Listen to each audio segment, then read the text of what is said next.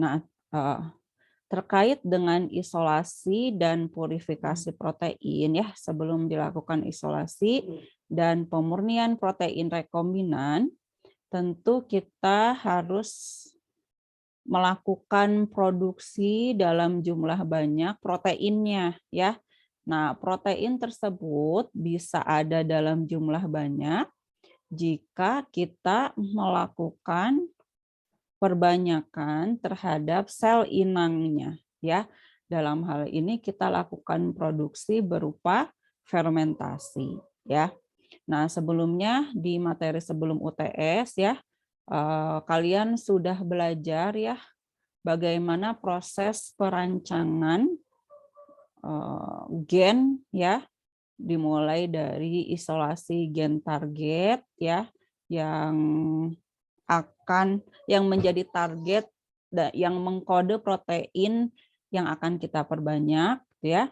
Kemudian setelah gennya diisolasi, gennya dikonstruksikan ya atau digabung ke dalam suatu vektor sehingga menghasilkan vektor rekombinan. Biasanya kalau kita gunakan mikroorganisme ya, bakteri atau fungi, maka gennya dikonstruksikan ke dalam vektor rekombinan. Baru setelah vektor rekombinannya jadi, dilakukan transformasi ke sel inang. Nah, setelah transformasi ke sel inang, baru kita lakukan seleksi klon ya. Manakah koloni dari mikroorganisme yang kita gunakan yang mengandung vektor rekombinan yang kita inginkan ya. Jadi nanti kalau klonnya sudah sesuai ya, misalkan E. coli, E. coli-nya itu sudah betul di dalamnya ada vektor rekombinan yang membawa gen pengkode insulin. Misalkan kita mau menghasilkan protein insulin gitu ya. Nah, berarti kok klon ya atau koloni yang tadi sudah sesuai itu nanti kita perbanyak ya dalam proses produksi atau fermentasi. Nah, dalam proses fermentasi ini ada 3 jenis fermentasi yang bisa digunakan ya. Ada fermentasi yang namanya batch, kemudian fed batch dan continuous batch ya. Kita lihat satu persatu setelah slide ini.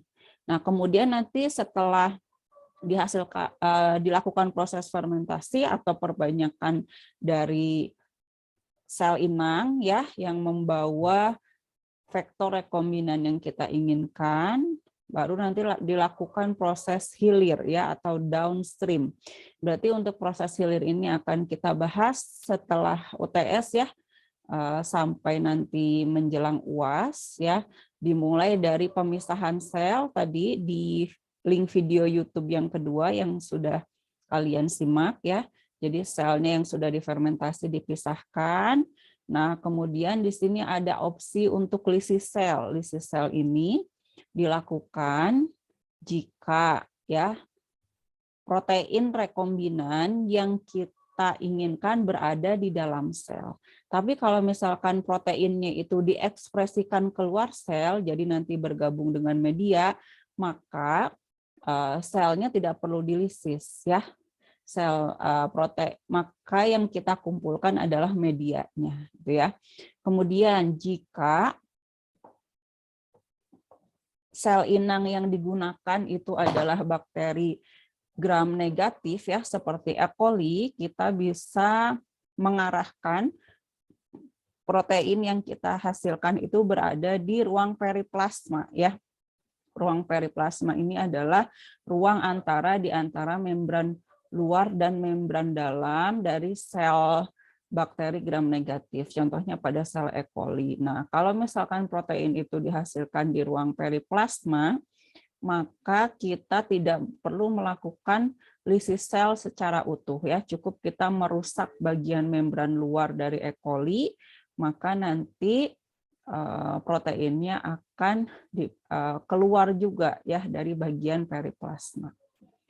Oke, setelah kita tahu posisi protein itu ada di mana, apakah di ruang periplasma ya, apakah ada di media atau di dalam sel ya, kita lakukan isolasi protein. Nah, tadi biasanya dilakukan pakai sentrifugasi juga.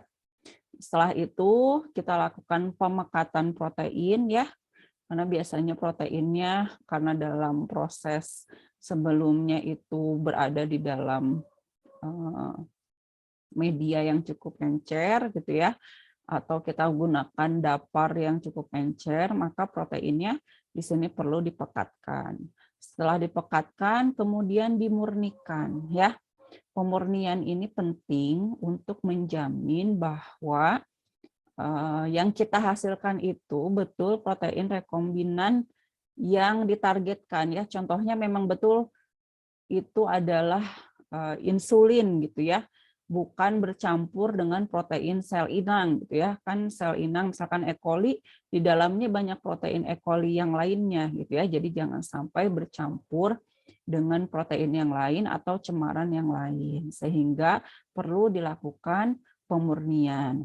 Nah, produk yang murni juga itu menjamin bahwa nanti zat aktif protein rekombinan yang kita hasilkan itu memenuhi syarat khasiat, ya, keamanan dan mutu. Nah, kalau di bidang farmasi balik lagi ke sana ya. Kalau kita mendapatkan produk yang tingkat kemurniannya tinggi, berarti nanti khasiatnya, kemudian keamanannya ya, dan juga kualitasnya pun semakin tinggi ya, sesuai dengan pemenuhan persyaratan yang seharusnya. Nah, setelah diperoleh protein yang murni, baru dilakukan karakterisasi ya. Karakterisasi ini berarti kita menentukan karakter atau karakteristik dari protein yang sudah dihasilkan ya. Misalkan insulin. Insulin itu bobot molekulnya berapa gitu ya. Jadi karakter itu identitas dari proteinnya kita tentukan. Bobot molekulnya berapa, kemudian asam aminonya dianalisis terdiri dari asam amino apa saja gitu ya. Kemudian nanti dilakukan peptide mapping, pemetaan peptida, dia itu terdiri dari peptida apa saja ya, dan penentuan karakter atau identitas protein murni lainnya. Nanti kalau sudah dilakukan karakterisasi, baru kita lakukan formulasi ya dari protein rekombinan, misalkan insulin yang murni itu kita lakukan formulasi supaya menjadi suatu formula yang siap untuk dikemas ya dalam suatu kemasan yang sesuai dan nanti siap didistribusikan ke pasien ya. Contohnya insulin sekarang yang sudah banyak di pasaran. Nah, itu kan tentu isinya bukan hanya insulin ya. Insulinnya ditambahkan berbagai jenis eksipien untuk meningkatkan kestabilan dan tentu untuk mencapai tadi efikasi ya, kemudian safety dan quality ya. Jadi kembali ke aspek tersebut. Nah, kalau kita bicara protein, oke, mohon maaf terputus ya. Suara Ibu jelas atau putus-putus ya tadi ya? Putus-putus, Bu. Putus-putus, Bu. Putus-putus ya, oke. Ibu off kamera dulu ya.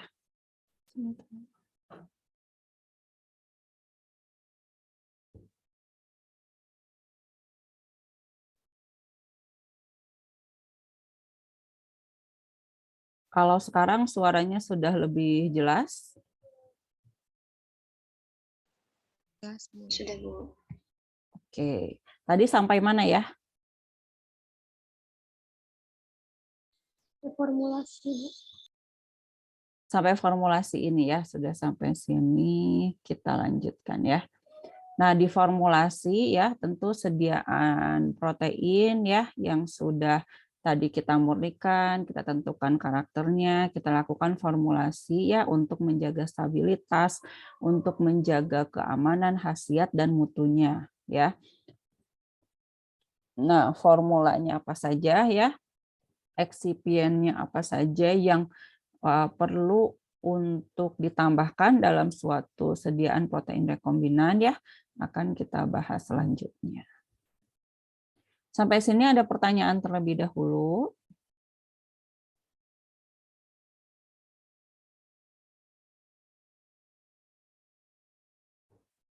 Apakah ada pertanyaan?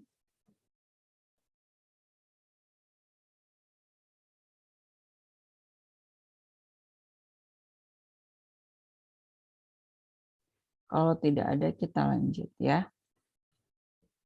Nah, kita lihat tipe fermentasi ya. Jadi kalau kuliah setelah UTS ini ya kita sudah tidak bicara lagi bagaimana mengisolasi gen ya, kemudian nanti konstruksi vektor dan lain-lain itu sudah selesai. Jadi di sini kita sudah punya suatu klon ya atau suatu mikroorganisme ya, bakteri ataupun fungi yang sudah membawa vektor rekombinan, di mana vektor rekombinan itu ya terdapat gen yang akan mengekspresikan suatu protein yang kita inginkan. Kalau tadi kita bahas insulin gitu ya, berarti di sini kita sudah punya koloni, katakanlah pakai E. coli gitu ya. Koloni E. coli yang membawa vektor di mana di dalam vektornya itu ada gen pengkode insulin ya. Nah, koloni E. coli tersebut ya kemudian kita tanam di dalam media, kita perbanyak di dalam media supaya koloninya ya jumlah sel E. coli-nya tambah banyak ya. Kalau misalkan jumlah sel E. coli-nya tambah banyak, tentu nanti harapannya proteinnya apakah bertambah banyak juga atau tidak?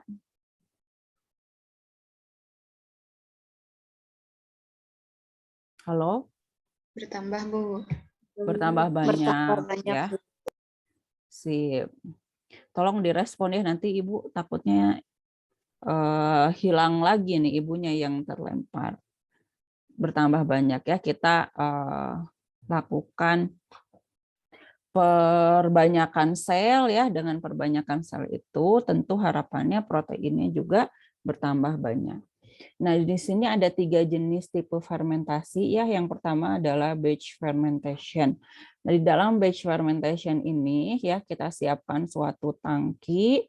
Di sini kemudian diberi medianya ya, berapa liter, katakanlah 20 liter gitu ya. Ada medianya 20 liter, kemudian kita masukkan koloni dari sel E. coli yang tadi membawa gen pengkode insulin ya, dimasukkan ke dalam sini.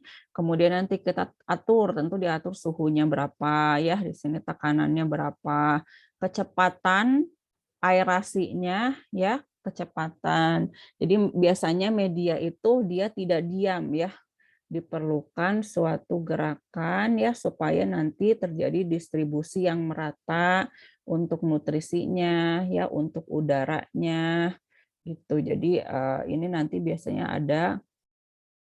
ada pengaduknya gitu ya di dalamnya, sehingga kita bisa atur kecepatan pengadukannya berapa.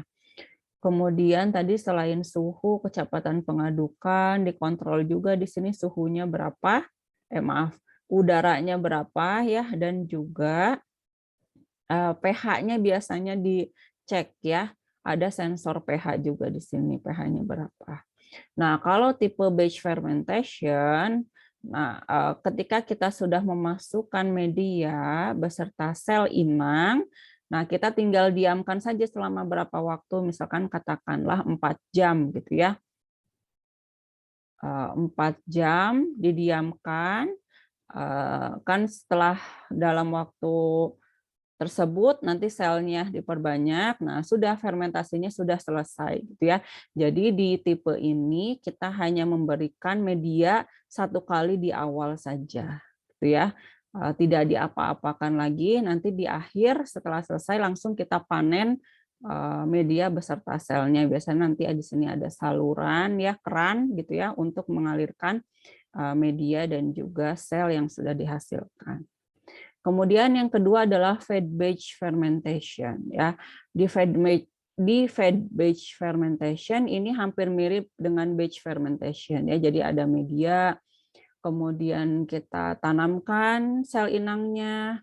Nah, yang berbeda adalah di waktu tertentu ya medianya ditambahkan. Misalkan total waktu untuk fermentasinya 8 jam.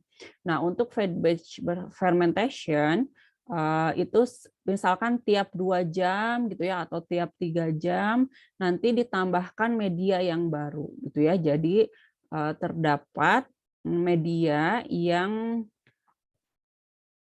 segar ya dalam waktu-waktu tertentu. Nah, ini untuk fed batch fermentation. Kemudian ada yang ketiga yaitu continuous fermentation ya. Yang namanya continue berarti di sini ada sesuatu yang terus menetap masuk gitu ya. Nah, continuous fermentation ini saat dimulai fermentasi ya. Kemudian kita tunggu beberapa saat, nanti medianya akan dipanen gitu ya dengan kecepatan tertentu. Nah, ketika terjadi pemanenan dalam waktu tersebut juga media yang baru dimasukkan gitu ya. Jadi secara kontinu media yang baru masuk gitu ya. Kemudian selnya diperbanyak, kemudian media yang lama tadi yang sudah mengalami proses fermentasi sebelumnya itu dipanen ya, dikeluarkan sedikit demi sedikit gitu ya. Jadi dalam continuous fermentation ini diharapkan jumlah sel yang dihasilkan itu lebih banyak ya. Tentu nanti alatnya ini harus investasi untuk alatnya juga lebih mahal ya dibandingkan dengan tipe batch fermentation yang satu kali kita tinggal tunggu diam baru nanti dipanen ya. Nah, di sini untuk fed batch fermentation, continuous fermentation dan fermentasi secara umum itu ada sensor-sensornya ya, ada sensor.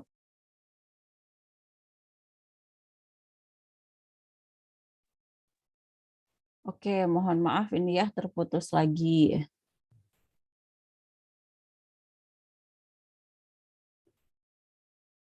Kita lanjut lagi. Tadi sampai continuous fermentation ya? Iya, Bu. Oke. Apa tadi? Sensor ya. Nah, jadi di saat proses fermentasi itu nanti ada sensor pH ya untuk menjaga kita lihat pH-nya ada berapa, karena kenaikan ataupun penurunan pH itu sangat berpengaruh terhadap sel yang diproduksi ya, terhadap perbanyakan sel inang yang membawa vektor rekombinan. Kemudian dilakukan juga sensor, dicek juga di sini ada sensor berapakah oksigen yang terlarut ya. Biasanya kita menggunakan sel-sel yang sifatnya itu dia aerob ya. Jadi kita harus lakukan pengecekan terhadap kandungan oksigen yang terlarut karena itu juga mempengaruhi proses perbanyakan sel dan juga proses ekspresi gen. Nah, kemudian di sini ada termokapel, di sini sensor suhu ya. Jadi ketiga aspek ini pH, oksigen terlarut dan juga suhu sangat mempengaruhi proses fermentasi sehingga itu harus selalu diperhatikan.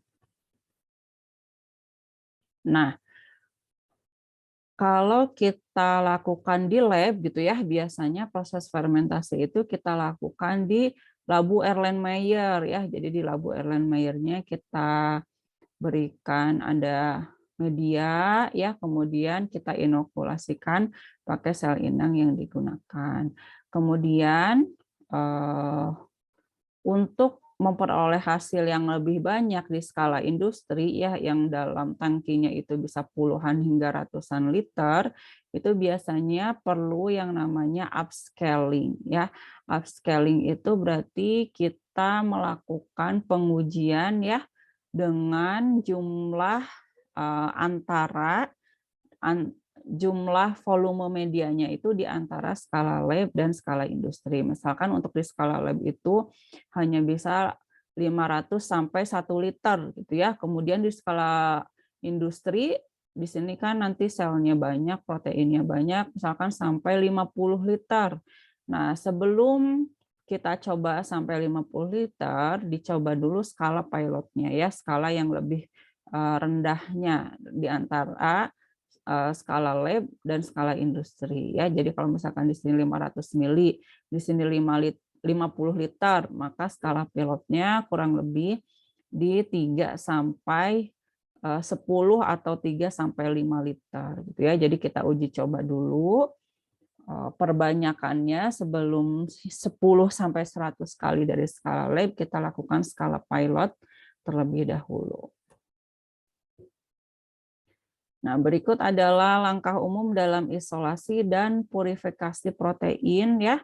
Protein rekombinan dalam hal ini untuk terapi, contohnya tadi insulin ya, ataupun protein-protein untuk keperluan diagnostik.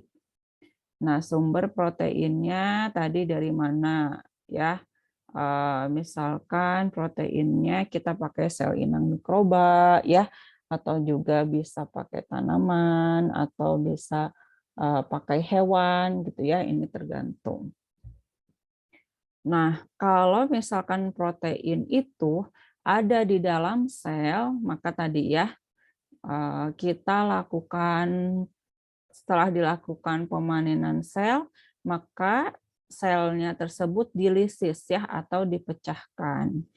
Setelah selnya lisis atau pecah, dilakukan pemisahan debris sel ya. Debris sel itu berarti si sel yang sudah pecah itu ya, sel yang sudah pecah kita pisahkan. Yang kita harapkan nanti adalah mendapatkan proteinnya saja gitu ya, tanpa sel inang yang ini. Kalau sel inang terbawa itu bisa menjadi cemaran ya, bisa menjadi kontaminan produk, sehingga ini harus dibuang ya, harus dipisahkan. Nah, nanti protein insulin misalkan yang tadi ya yang kita hasilkan itu umumnya ada di dalam sel ya. Jadi disebut dengan protein intrasel. Nah, ini proteinnya masih bercampur ya dengan protein milik sel inang. Karena sel inang pun ya, E. coli sendiri dia menghasilkan banyak protein. Nah, ini proteinnya berarti belum murni ya, masih bercampur dengan protein sel inang atau ada protein lain ya dari organisme yang ikut tumbuh. Kemudian proteinnya nanti dipekatkan ya.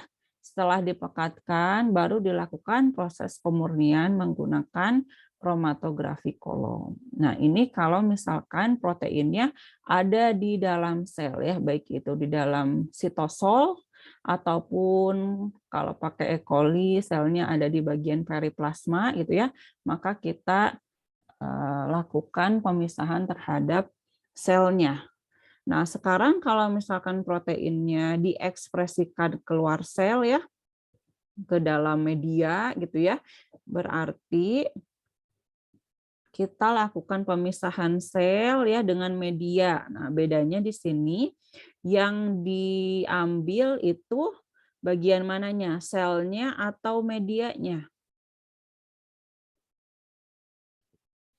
Bagian mana yang kita panen setelah pemisahan ini? Media, Bu. Media, ya betul ya, karena kan tadi proteinnya diekspresikan keluar sel ya, ditargetkan keluar sel atau disebut dengan protein ekstrasel ya. Jadi proteinnya ada di dalam media sehingga medianya yang kita kumpulkan. Nah, media yang dikumpulkan tentu itu mengandung air ya, mengandung komponen media yang sangat banyak sehingga konsentrasi protein punya kita ya, protein insulin tadi contohnya akan sangat rendah sehingga dilakukan pemangkatan protein terlebih dahulu baru nanti dimurnikan menggunakan kromatografi kolom. Nah, ini perbedaan protein intrasel versus protein ekstrasel. Nah, kalau protein intrasel berarti tadi proteinnya ada di dalam sel ya, umumnya ada di dalam sitosol. Bahkan biasanya kalau kita punya protein rekombinan itu biasanya kan dilakukan overproduksi ya istilahnya atau overekspresi di mana kita lakukan regulasi terhadap gen yang ada di dalam vektornya itu untuk untuk diekspresikan dalam jumlah tinggi, gitu ya. Jadi dilakukan overekspresi terhadap gen yang kita inginkan. Nah, itu dengan melakukan overekspresi, maka proteinnya pun akan dihasilkan dalam jumlah banyak. Nah, kalau protein tersebut dihasilkan dalam jumlah banyak, itu biasanya bagi sel itu sesuatu yang bagi sel inang gitu ya, itu sesuatu yang asing ya bagi sel inang. Sehingga biasanya protein intraselnya berkumpul membentuk suatu komponen yang namanya badan inklusi ya atau inclusion body. Badan inklusi.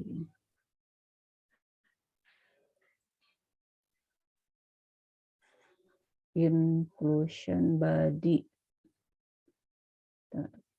Duh, nulisnya lumayan ya ini ya, nggak ada papan tulis. Inclusion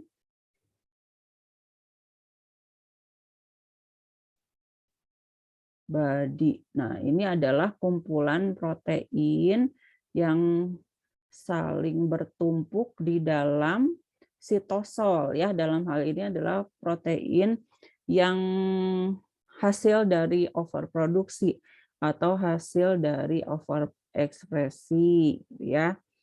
Nah, nanti proteinnya berkumpul, bisa dia terlarut di sitosol, bisa juga membentuk inclusion body ini.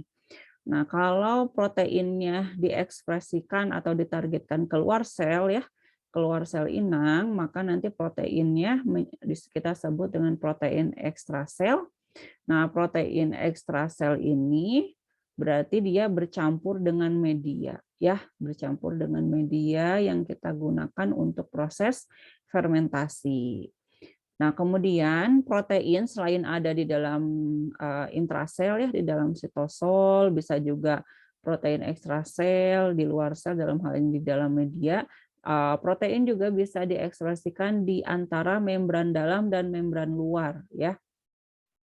Kalau di sini membran dalam dan membran luarnya tidak begitu terlihat ya. Adanya kapsul, dinding sel, dan membran plasma. Nah, kalau misalkan bakteri gram negatif gitu ya, di antara membran luar dan membran dalamnya itu ada ruangan, sedikit ruangan, itu ruangan periplasma yang bisa ditargetkan juga untuk menghasilkan ya atau mengekspresikan protein. Jadi posisi proteinnya nanti kemungkinan ada 3, intrasel, di ruang periplasma kalau kita gunakan bakteri gram negatif, ataupun di luar sel ya atau disebut dengan protein ekstrasel. Nah, ini proses pemisahan atau pemanenan sel ya. Nah, pemanenan sel yang paling umum ya juga kita gunakan di skala laboratorium itu menggunakan sentrifuga ya, sentrifuga seperti ini. Biasanya ukurannya cukup besar ini ya. Kalau di lab satu tabungnya ini biasanya sampai 200 mili gitu ya. Jadi satu kali muter bisa memisahkan 1 liter hasil fermentasi. Nah, untuk pemisahan atau pemanenan sel ini harus dalam kondisi dingin ya. Karena protein itu sangat sensitif suhu. Kalau suhunya naik bisa jadi struktur proteinnya rusak. Nah, kalau proteinnya rusak tentu dia tidak lagi punya khasiat atau efikasi yang seharusnya ya. Jadi biasanya kita setting sentrifuganya dalam suhu dingin ya, suhunya sekitar 4 derajat Celcius kayak suhu kulkas yang bagian bawah gitu ya. Kemudian nanti dilakukan sentrifugasi atau pemisahan sel ini dengan kecepatan tertentu ya.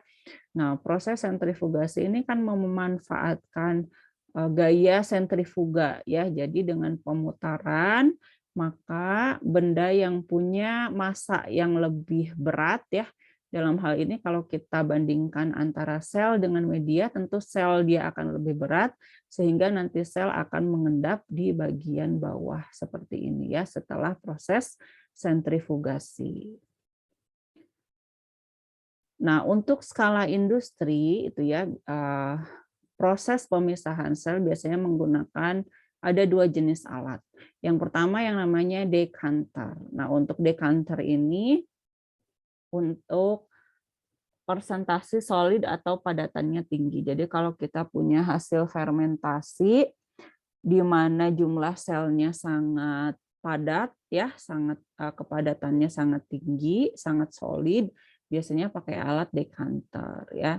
Kemudian kalau yang selanjutnya ada sentrifuga kontinu atau disebut dengan separator. Ini untuk persentase padatan rendah maksimum 10%. Nah, kalau sentrifuga kontinu ini dia seperti halnya yang tadi fermentasi kalau kontinu gitu ya.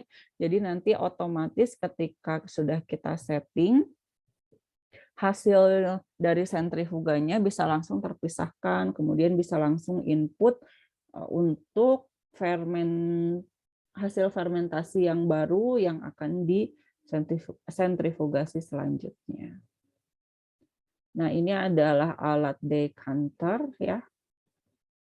Di mana alatnya itu di sini nanti masuk ya, suspensinya masuk ke sini, hasil dari fermentasinya ya, karena jumlah padatannya tinggi maka kita sebut dengan suspensi. Dia masuk, kemudian alatnya berputar gitu ya, dekanternya berputar. Nah, kemudian nanti akan memisahkan bagian filtratnya masuk ke bagian dinding-dinding sini ya, sedangkan bagian padatan akan keluar melalui ujungnya ini. Nah, kalau ini sentrifuga kontinu ya, jadi kalau sentrifuga kontinu ini banyak pipa-pipanya ya, karena nanti setelah satu kali proses sentrifugasi kita pencet tombol maka hasilnya akan keluar, kemudian kita pencet tombol yang lain gitu ya, maka hasil fermentasi yang baru akan masuk ke sini ya. Jadi ini sistemnya otomatis dan terjadi secara kontinu.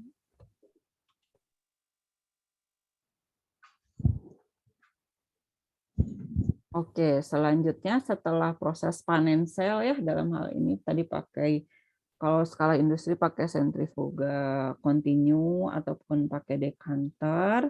Nah, nanti proses selanjutnya ya, kita lanjut ke proses selanjutnya yaitu isolasi protein intrasel. Nah, berarti di sini proteinnya ada di dalam sel ya. Nah, ini kan hasil fermentasi tadi ya, hasil produksi skala besar. Hasil dari fermentasi ini masih bercampur sel dengan media ya, yang kuning sel, yang ini yang lebih kecil media, kemudian kita lakukan sentrifugasi. Nah, di sini nanti kan selnya mengendap ya, sel yang mengendap ini kita sebut sebagai pellet sel, jadi kumpulan sel yang saling bersatu gitu ya, hasil dari sentrifugasi. Ini kita panen, kemudian nanti pellet selnya ini ya, kumpulan selnya kita lakukan lisis supaya protein yang ada di dalam sel atau protein intraselnya keluar dari sel. Nah, seperti yang dijelaskan tadi ya, saat ditampilkan suatu sel bakteri, protein intrasel ya, protein rekombinan yang sudah kita overproduksi itu keberadaannya di dalam sel itu bisa terlarut, bisa juga tidak terlarut. Kalau bentuk yang tidak terlarut tadi disebut sebagai inclusion body ya, atau badan inklusi kalau dalam bahasa Indonesia. Tapi di sini kita contohnya pakai yang pertama ya, kita bahas dulu protein intrasel yang terlarut.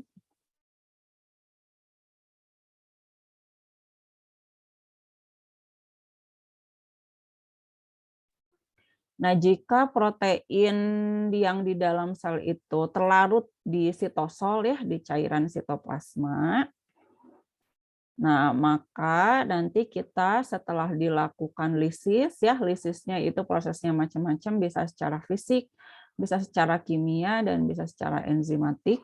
Kalau secara fisik, contohnya adalah menggunakan alat sonikator ya. Jadi selnya kita berikan panjang gelombang audio tertentu ya untuk memecahkan bagian membran plasmanya.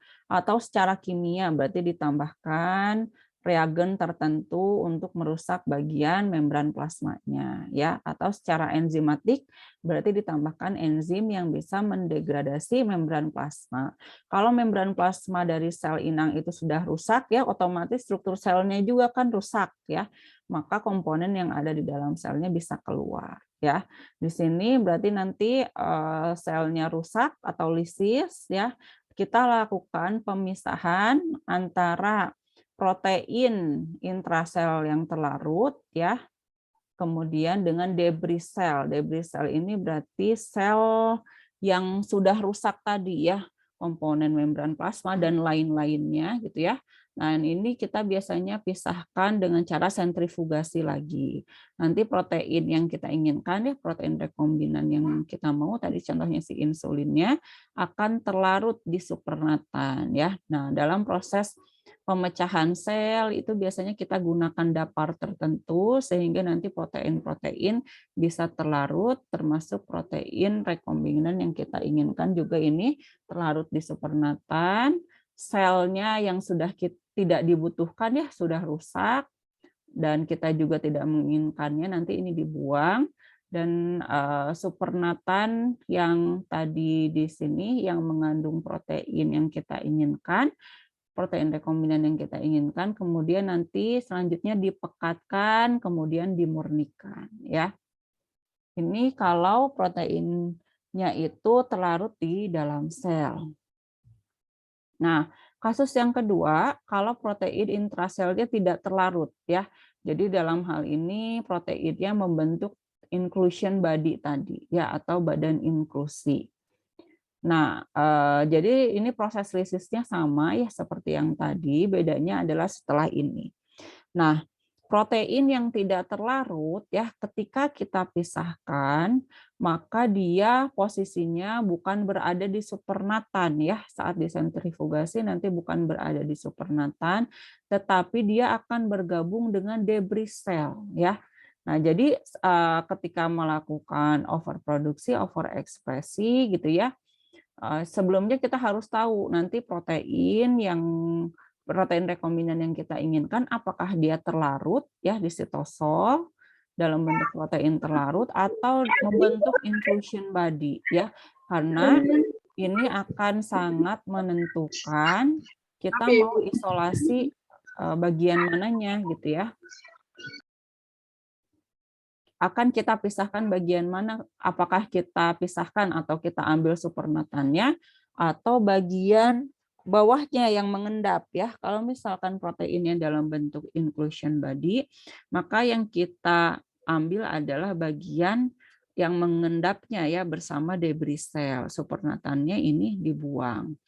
Nah, bagian hasil dari sentrifuga yang mengendap ya ini nanti kita ambil, kemudian dilakukan solubilisasi protein dan refolding ya. Jadi proteinnya perlu dilakukan solubilisasi supaya terlarut ya. Jadi kita ubah asalnya proteinnya tidak terlarut menjadi bentuk terlarut ya. Bisa kita tambahkan garam, misalkan amonium sulfat gitu ya, atau jenis garam yang lainnya. Kemudian juga dilakukan refolding ya. Refolding ini proses supaya proteinnya itu dia membentuk struktur 3 dimensi ya, struktur kuarterner atau tersier yang seharusnya sehingga punya aktivitas ya. Ini prosesnya namanya refolding atau proses pelipatan ulang dari struktur protein ya. Jadi nanti kalau sudah kita lakukan solubilisasi ya, proteinnya terlarut di dalam dapar atau larutan yang kita pakai dalam proses ini, nanti kita bisa pisahkan antara protein yang kita inginkan dengan bagian debris sel. Kalau bagian debris sel pasti dia masih dalam kondisi yang tidak terlarut. Nah, sekarang kalau proteinnya ada di ekstrasel ya. Kalau di ekstrasel berarti setelah sentrifugasi, maka yang diambil adalah medianya atau bagian supernatannya ya. Nah, di bagian supernatan ini kan mengandung media dalam jumlah besar ya, volumenya sangat tinggi, kemudian dia bercampur dengan komponen-komponen lain ya yang ada di media. Nah, jumlah atau volume yang tinggi ini perlu dilakukan proses pemekatan ya untuk memperoleh konsentrasi yang lebih besar. Pemekatannya pakai cara apa? Bisa pakai ultrafiltrasi ya atau bisa juga pakai fraksinasi. Nah, kalau pakai ultrafiltrasi atau fraksinasi itu disebutnya metode secara fisik ya.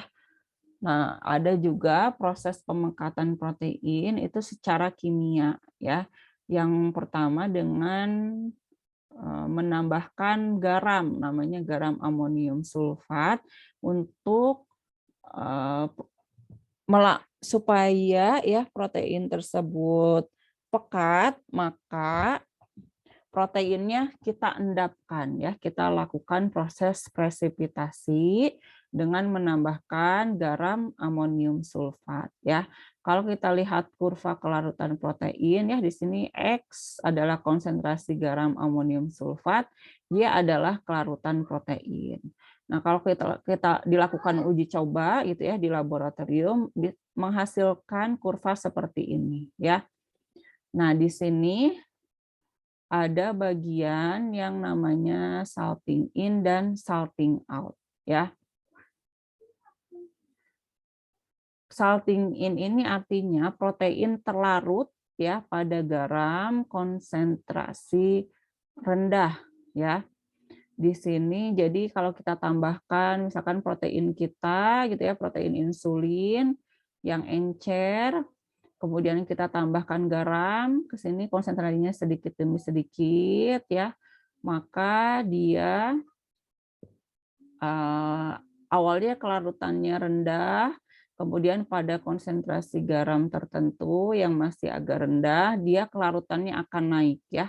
Kelarutan proteinnya akan naik sampai ditambahkan konsentrasi garam amonium sulfat konsentrasi tertentu, maka di sini kelarutannya sangat tinggi, terjadi proses salting in.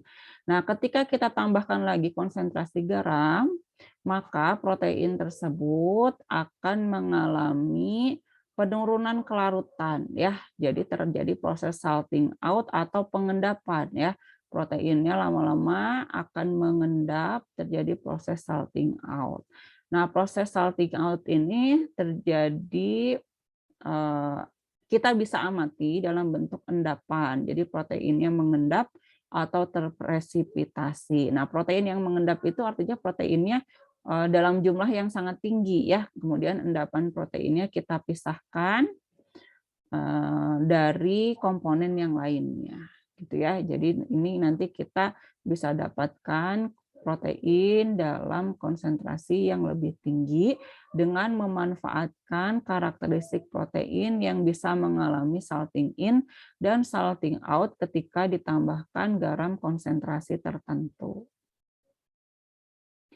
Nah, selain presipitasi ya, kemudian ini bisa dilakukan ultrafiltrasi. Nah, proses ultrafiltrasi ini kalau alatnya seperti ini ya dalam bentuk seperti pipa-pipa tabung vertikal ya dengan ukuran yang besar.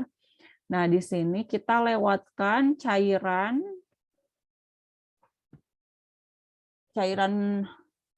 larutan protein yang kita punya ya hasil dari pemisahan protein tadi. Kita lewatkan ya melalui pipa ini. Nah, pipa atau tabung ultrafiltrasi ini di bagian luarnya di sini ada membrannya ya. Membran dengan diameter ukuran tertentu. Jadi ada membran bolong-bolong gitu ya, membran yang ada lubang-lubangnya. Nah, membran ini ada ukurannya ya. Nah, ukuran membran itu kita sebut sebagai cut off. ukuran membrannya itu berapa kilodalton. Biasanya satuannya pakai kilodalton. Pilihlah membran yang ukurannya tidak bisa dilalui oleh protein yang kita inginkan, tetapi bisa dilalui oleh zat-zat terlarut yang ukurannya lebih kecil dari protein yang kita punya. Misalkan insulin yang kita hasilkan itu ukurannya 20 kilodalton ya. Maka saat proses ultrafiltrasi, pilih cut off membran yang ukurannya kurang dari 20 kilodalton ya, katakanlah pakai yang 10 kilodalton gitu ya, atau pakai yang 5 kilodalton. Nah, proses ultrafiltrasi ini ketika kita lewatkan larutan proteinnya, maka karena di sini di luarnya ada membran-membran ya, maka zat-zat yang ukurannya bisa melalui membran ini akan keluar gitu ya. Sedangkan zat atau molekul yang ukurannya lebih besar dari ukuran membran ultrafiltrasi, dia akan tetap ada di dalam ya. Katakanlah ini protein yang kita inginkan itu yang hitam bulatan besar gitu ya. Sedangkan yang lainnya adalah zat-zat yang tidak kita inginkan, cemaran, media dan lain-lain yang harus dikeluarkan gitu ya. Maka zat tadi yang ukurannya bisa melalui membran ultrafiltrasi akan keluar dari sini, sedangkan ya, ukuran yang lebih besar dia akan lewat sampai akhir gitu ya. Nah, di sini protein yang kita inginkan dia akan terus melaju gitu ya, tidak melalui membran. Sehingga nanti di sini dihasilkan konsentrasi yang lebih kecil karena air juga keluar ya lewat membran ini, air, garam-garam ya, dan molekul-molekul lain yang lebih kecil akan lolos melewati membran saat proses ultrafiltrasi terjadi. Nah, ketika sudah melakukan tadi ya pemisahan sel dan media, kemudian kita lakukan isolasi protein ya. Setelah itu dilakukan pemekatan protein. Nah, selanjutnya kita lakukan purifikasi protein ya. Di sini tentu tujuannya untuk menghasilkan protein rekombinan yang murni. Dalam melakukan purifikasi protein atau pemurnian protein ada beberapa hal yang harus kita perhatikan ya, faktor-faktor yang mempengaruhi strategi purifikasi atau strategi pemurnian. Yang pertama, kita harus tahu karakter atau sifat dari protein ya. Protein kita itu punya sifat seperti apa? Dia stabil strukturnya sehingga masih punya aktivitas biologis itu dalam kondisi seperti apa ya, misalkan pH-nya berapa, harus disimpan di suhu berapa, harus dilarutkan dalam buffer apa, konsentrasi apakah harus ditambahkan garam ya supaya dia tetap stabil strukturnya atau tidak. Nah, itu merupakan bagian dari karakter atau sifat dari protein. Kemudian yang kedua, tingkat kemurniannya. Mau seberapa murni gitu ya. Apakah cukup 50%, 60%, 70%. Nah, kalau misalkan produk protein terapeutik tentu kita harapannya ya biasanya minimal 95 atau bahkan sampai 99% ya tingkat kemurniannya. Kemudian tingkat kemurnian ini juga tadi tergantung tujuan penggunaan. Kalau untuk tujuan terapi ya protein terapeutik seperti insulin, eritropoietin dan lain-lain, tentu ini tingkat kemurniannya jauh lebih tinggi ya dibandingkan proteinnya hanya untuk reagen kimia. Juga untuk diagnostik ini tingkat kemurniannya pun yang digunakan cukup tinggi ya.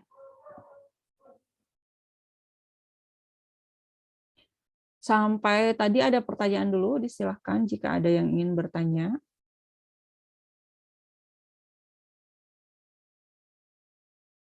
Sebelum kita bahas metode pemurnian. Jadi kalau dengan Ibu sudah ini ya, kita mencari strategi supaya protein hasil ekspresi ya, hasil overekspresinya itu kita peroleh dalam kondisi yang murni dan siap diformulasikan.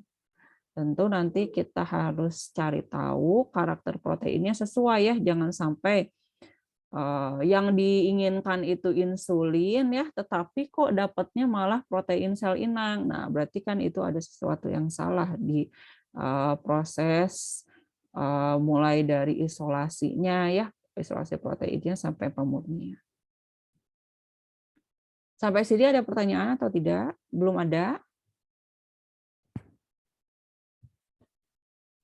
Ibu izin bertanya. Silakan Dewi. Ibu izin bertanya, Bu. Kan tadi tipe fermentasi yang di awal itu kan ada batch fermentasi, ada batch fermentasi sama ada continuous fermentasi ya, Bu. Iya. Nah, yang aku tanyain tuh, Bu, gimana cara kita memilih kapan kita harus pakai batch fermentasi, kapan harus pakai continuous fermentasi gitu, Bu. Jadi pas kapan kita harus memilihnya itu, memilih tipe fermentasi itu gitu, Bu. Ya, baik. Terima kasih, Dewi. Nah, untuk memilih tipe fermentasi ini kita harus lihat karakter dari protein rekombinan yang kita hasilkan, ya. Kemudian yang kedua adalah setelah kita lihat karakter proteinnya, cost ya, atau biaya yang kita keluarkan itu akan lebih minimalis gitu ya, biayanya akan lebih murah itu kalau pilih tipe yang mana. Tentu biaya ini menjadi faktor kedua ya setelah kita lihat karakteristik dari protein rekombinan yang dihasilkan. Nah, kalau misalkan terkait biaya, dari ketiga tipe fermentasi ini yang paling murah kira-kira yang mana ya? Investasi alatnya. Yang batch bukan, Bu? Iya, betul, yang batch ya. Ini yang paling murah. Tetapi ada protein ya, yang tadi misalkan protein itu dia kalau misalkan terlalu lama difermentasi ya, kemudian medianya itu tetap jenuh gitu ya, lama-lama dia malah membentuk struktur proteinnya itu tidak stabil atau bahkan rusak ya, terdenaturasi. Nah, kalau kita punya protein yang seperti itu, tentu nanti tidak bisa dilakukan proses fermentasi batch fermentation ya. Maka opsi yang lainnya berarti nanti harus ditambahkan media baru gitu ya, dalam kondisi tertentu bisa pakai batch fermentation, atau kalau alatnya tersedia bisa pakai continuous fermentation ya. Nah, jadi itu sangat bergantung kepada karakteristik protein yang kita akan hasilkan ya, yang kita produksi. Kalau dia aman pakai batch fermentation ya, didiamkan sekian lama, proteinnya tetap stabil, jumlahnya banyak gitu ya. Nah, itu maka kita bisa pakai yang batch fermentation. Tapi kalau tidak bisa, ya otomatis berarti kita pertimbangkan dan harus investasi alat untuk jenis fermentasi yang lain begitu ya. Jadi intinya adalah bergantung protein yang akan kita overproduksi ya. Begitu Baik, Ibu. Dewi. Ya. Sip. Selain Dewi ada yang ingin bertanya, dipersilahkan.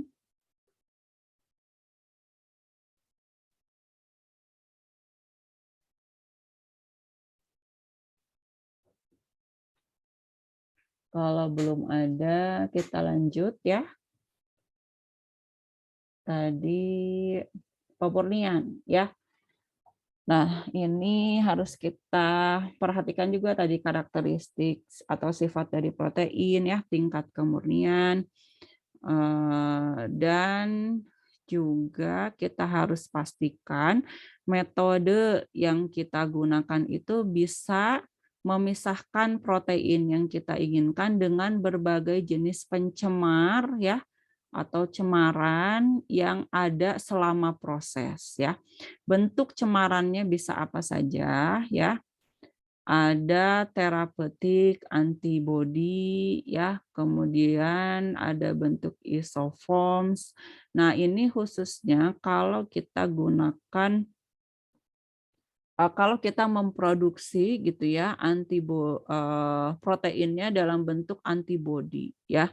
Nah, antibodi itu struktur proteinnya dia sangat kompleks ya, lebih kompleks dibandingkan kalau kita lihat dibandingkan dengan insulin karena antibodi itu bisa membentuk yang namanya isoform ya.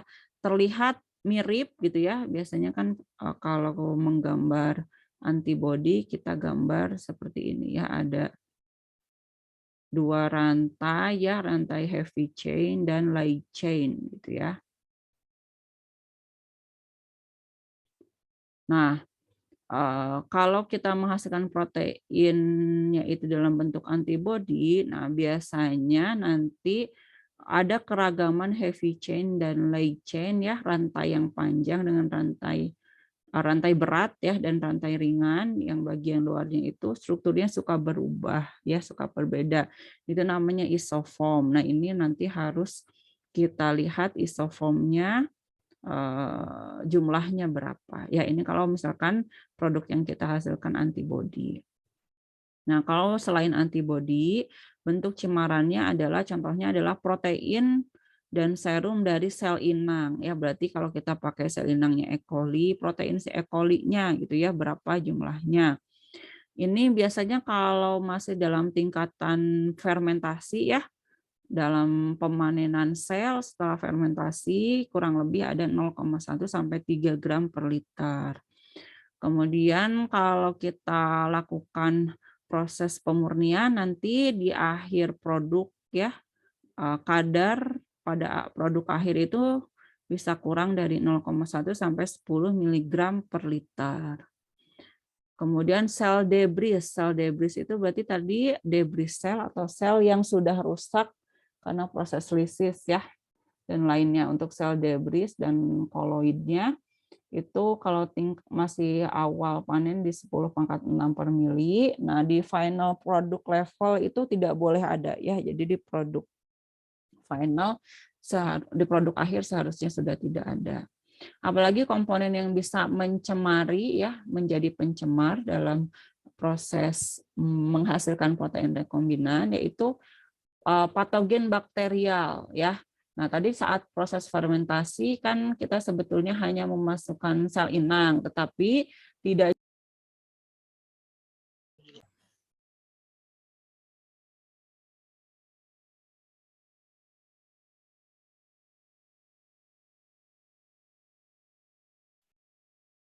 Oke, mohon maaf ya, terputus lagi hari ini, sinyalnya tidak begitu bagus.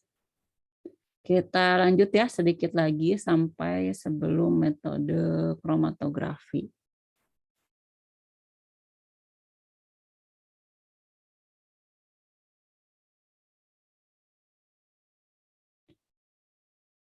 Nah, ini tadi berbagai cemaran ya dari hasil produksi protein rekombinan ya. Tadi sel debris dan koloidnya kemudian bisa juga dalam bentuk patogen bakteri ya, bakteri patogen ya, karena kan kita pakai media saat proses fermentasi itu pakai media di mana media tersebut bisa menumbuhkan jenis bakteri atau mikroorganisme lain ya. Jadi kalau selama prosesnya ternyata ada yang ikut terbawa, nah bisa jadi ada bakteri patogen yang tidak diinginkan dan itu terbawa saat proses panen ya, pemisahan sel sampai pemurnian. Ini jenis patogennya bisa beragam ya, jenis patogennya baik bakteri ataupun virus ya. Bisa beragam dan di final product gitu ya ini kurang dari 10⁻⁶ kalaupun ada ya. Metodenya ini kalau bakteri itu cukup pakai monofiltration ya, pakai filtrasi yang biasa. Kalau untuk virus, karena virus ini ukurannya lebih kecil, kalau mau kita pisahkan ya supaya tidak ikut mencemari protein rekombinan yang dihasilkan itu harus pakai virus filtration sendiri ya, filtrasi khusus untuk virus. Kemudian pencemar atau cemaran lain ada DNA ya, misalkan DNA sel inang ya utamanya yang paling banyak. Ini kemungkinan ada di konsentrasi 1 mg per liter. Kalau masih level panen produksi awal, kemudian di produk akhir sebisa mungkin harus maksimum 10 nanogram per dosis. Kemudian yang lainnya adalah endotoksin ya. Masih ingat endotoksin? Endotoksin ini berarti komponen lipopolisakarida ya yang ada pada membran plasma bakteri gram negatif. Nah, kalau kita pakai E. coli tadi ya, berarti kemungkinan ada cemaran endotoksinnya ini cukup tinggi ya. Nah, itu saat di produk akhir itu harus kurang dari 0,25 endotoksin unit per mili ya kadarnya. Ini bisa kita lakukan pemisahan cemarannya pakai metode kromatografi ya. Jadi DNA, endotoksin, kemudian tadi isoform, serum dan protein dari sel inang itu bisa kita lakukan pemisahan menggunakan kromatografi. Kemudian cemaran yang lain ada dalam bentuk surfaktan ataupun lipid yang merupakan komponen dari sel inang ya, ataupun dari media yang kita gunakan. Ini di final produknya konsentrasinya harus kurang dari 0,1 sampai 10 mg per liter. Kemudian buffer ya, buffer yang digunakan dalam setiap proses termasuk dalam media pertumbuhan kan itu pakai buffer juga. Nah, itu nanti bisa dicuci ya atau bisa dibuang atau bisa dihilangkan buffernya atau dapurnya menggunakan ultrafiltration. Kemudian pelarut lain ya untuk ekstraksi atau sebagai pembersih itu juga nanti harus dihilangkan. Reagen-reagen pemurnian pada akhirnya juga di final product dibatasi ya jumlahnya 0,1 kurang dari 0,1 sampai 10 mg per liter. Kalau dapar, pelarut, reagen itu nanti bisa kita pisahkan ya atau bisa kita keluarkan dari komponen protein yang kita hasilkan itu pakai umumnya menggunakan ultrafiltration. Nah, kemudian ini contohnya ada bercemaran ya dan kontaminan yang biasanya ada di produk-produk yang dihasilkan melalui metode secara bioteknologi gitu ya, yang diturunkan melalui metode bioteknologi. Kalau di USP 30 menyebutkan contoh cemaran ya, impurities berarti cemarannya apa saja, endotoksin. Nah, endotoksin ini tadi khususnya kalau pakai sel inang gram negatif ya. Ini bakterial mengujinya pakai metode apa? Yaitu uji endotoksin bakteri, juga uji pirogen. Kemudian protein sel inang. Bisa kita deteksi keberadaannya pakai apa? Pakai SDS page, pakai immunoassays ya. Kemudian kalau cemaran protein dalam bentuk lain misalkan dari media ini juga sama ya, SDS page, HPLC, immunoassay dan lain-lain ya. Jadi kalau misalkan bentuknya protein itu kita bisa deteksi pakai SDS page atau menggunakan peptide mapping ya. Ini metode-metode karakterisasi protein nanti kita bahas setelah proses pemurnian ya. Kemudian kontaminan. Kalau kontaminan berarti ini ukurannya lebih besar ya. Contohnya mikroba, baik itu bakteri, kemudian kapang, kamir ya. Ini kita bisa uji pakai uji batas mikroba, uji sterilitas atau tes mikrobiologi lainnya. Kemudian mikoplasma itu bisa pakai modified 21 CFR method atau DNA F. Kemudian virus bisa kita identifikasi juga ya pakai metode yang sesuai untuk deteksi virus ya.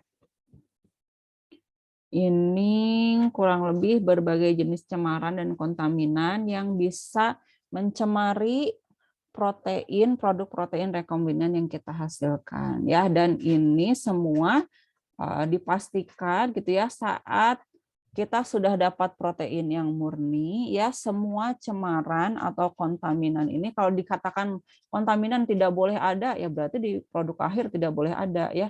Kalau misalkan cemaran masih diperbolehkan tapi dengan batas sekian, misalkan endotoksin unitnya levelnya maksimum 0,25 gitu ya.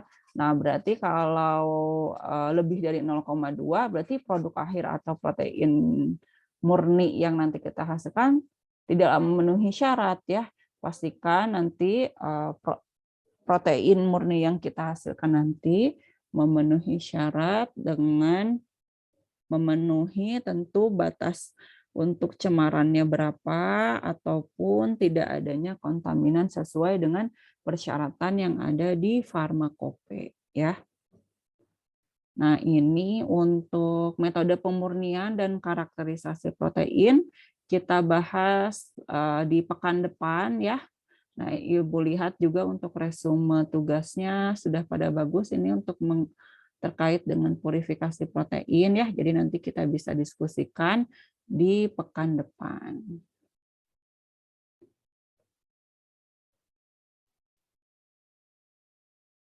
Sampai sini ada yang ingin ditanyakan, dipersilahkan.